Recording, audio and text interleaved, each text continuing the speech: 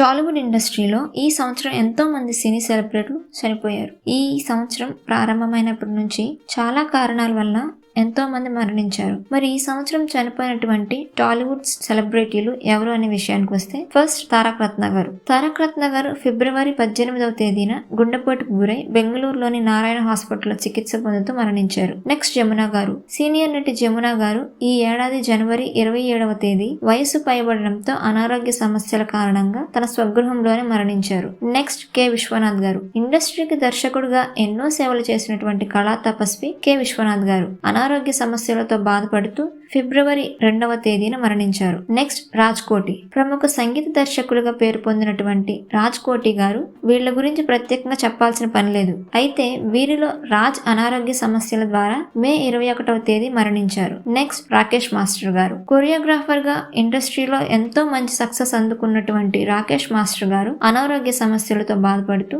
ఈ ఏడాది జూన్ 18న మరణించారు. నెక్స్ట్ శరత్ బాబు గారు.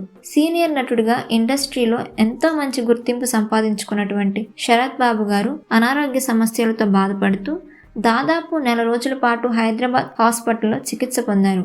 అయితే ఈయన అనారోగ్య సమస్యలతో బాధపడుతూ మే 22వ తేదీన మరణించారు.